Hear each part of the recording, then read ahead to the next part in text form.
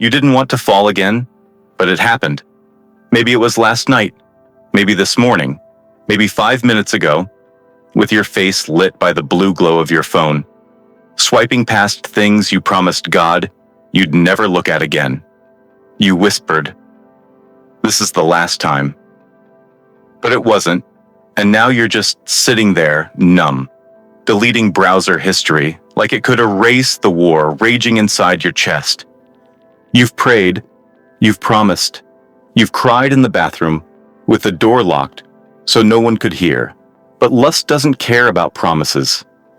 It waits, it hides, and it strikes when you're tired, alone, or pretending everything's fine. That's not weakness. That's spiritual warfare. You've been in a silent war bleeding under your clothes, smiling in public while your soul screams for freedom. The enemy knows your triggers. He knows the hour you scroll alone. He knows the numbness that comes after a long day, when pleasure feels easier than prayer. He doesn't show up with flames and horns. He whispers, "No one will ever know." And then, once you give in, he changes his voice and says, "God will never forgive that." But here's the truth. God isn't pacing in heaven, shocked by your failure. He's already walking toward you with a clean robe and fierce love. You think he's done with you, he's just getting started. Lust wants you bound in silence, but God wants you free through surrender. And that freedom begins with one desperate cry, "Create in me a clean heart." Oh God, that verse isn't poetic fluff. It's war language.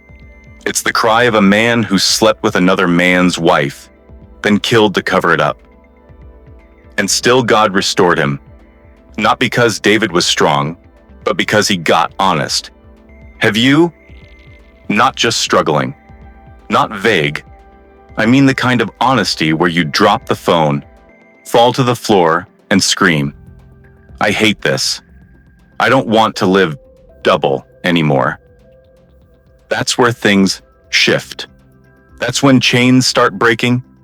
You've tried self-control, you've tried filters, you've tried hiding, but freedom doesn't come from managing lust. It comes from exposing it to the light. This isn't about guilt, it's about rescue. You don't manage lust, you crucify it, and you won't win by gritting your teeth. You win by falling in love with Jesus so much that sin starts to look like sewage.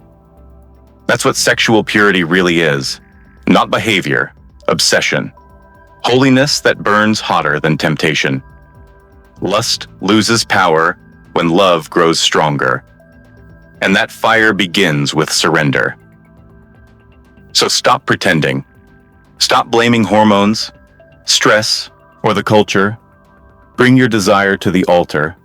Weep, shake, collapse. But don't stay silent.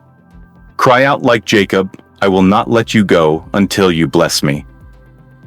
That's not cute faith. That's war faith. That's the kind of cry heaven responds to. You're not some broken addict that God tolerates. You're a warrior.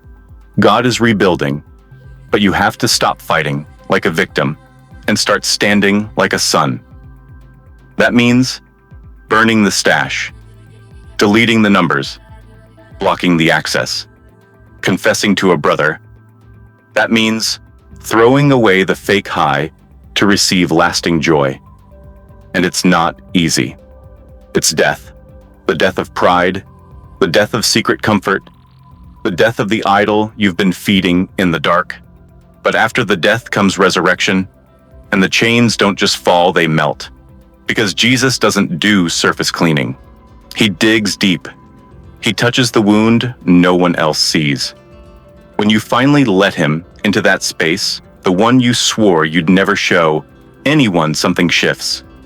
You begin to see temptation not as something to manage, but as something to destroy. Because you're done being chained to moments that leave you emptier every time.